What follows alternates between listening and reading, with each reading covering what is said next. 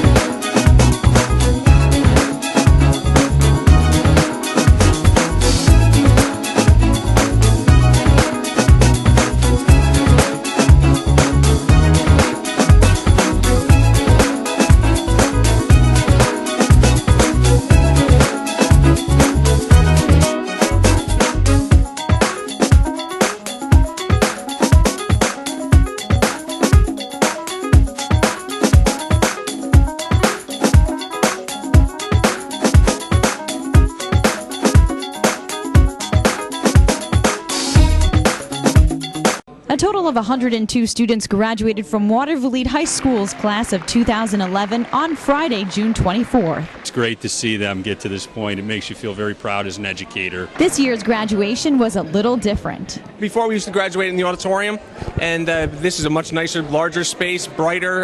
The air conditioning worked very well, I think everyone would agree, and we thought it just made it a little more of a special event. Kind of gave it a collegiate feel. This year's class had the first basketball game in the gym and now the first graduation in the gym. This was probably the nicest graduation. Wasn't crowded, it was bright. You know, everybody was comfortable. I think it went great. Donna Bell did a wonderful job with the kids. Today was a culmination of 13 years of hard work for students, and 6 of those years were under Dr. Lori Kaplan's watch. Well, it's been my privilege to have these students for 6 years, from 7th grade till 12th grade. Dr. Kaplan says this is not the end for these students, but only the beginning. It's not the end, it's only the beginning for them. Hundreds of Watervliet residents were present at the graduation. They were showing support for the 2011 class. Watervliet residents should be very proud of the administration here led by Dr. Padalino, Dr. Kaplan, all the teachers up here, and the community itself. Everyone here in Watervliet knows what a great community we are, and we should all come out and support this class and wish them well on their way into adulthood. Mayor Manning's son, Ryan Manning, was also part of the graduating class. He graduated with high honor and Advanced Regents diploma. I'd like to congratulate them all on a job well done, making it this far. We all know how hard it is these days to concentrate and finish something, but this was a good class. Ryan's mom was also extremely proud of her son. She wasn't just there for her son, but the entire class. She was one of the senior class advisors. To get to this point is wonderful, and it's great to see the kids and how happy they are and to graduate. It's great.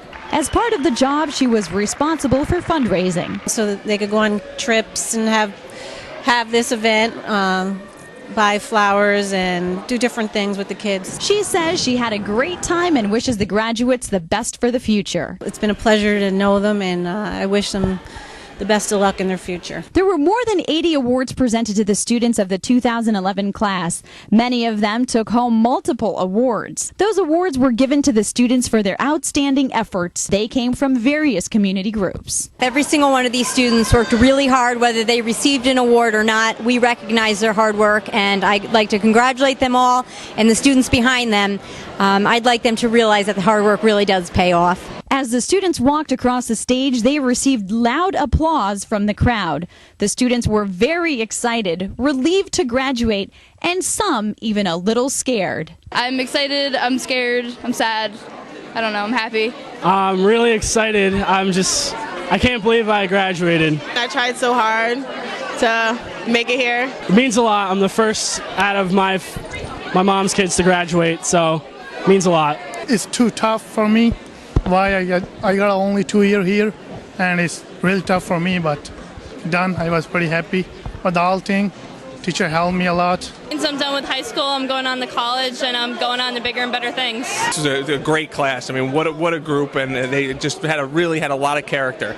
And I know they're going to do well in the future, and I look forward to them coming back here and telling us the great things they've done. It's a great day for Watervliet High School. I think having it in the new gym, having everyone see our new facilities come through here, getting ready for our new cafeteria, and just seeing how great our kids were walking across that stage, I think it means a lot for our city, for our community, and I couldn't be prouder of our students. Just take a good look at these kids because they're going to do great things in the future.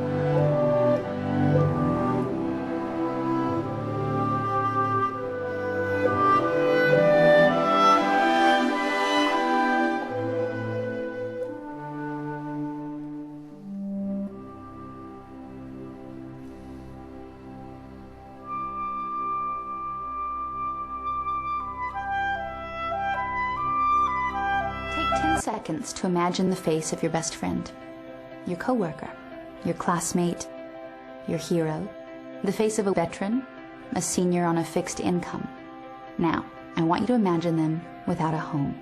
More than 2 million people in America rely on public housing to provide a home for their families, and there are at least 500,000 waiting for a safe place to live. I'm Jewel, and I'd like you to join me and rethink how public housing is supporting your community.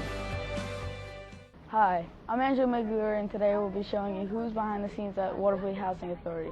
Many say he's like an uncle, so let's go check him out. Great guy, lot of fun, hard worker, very dedicated, and good person to have on board with you.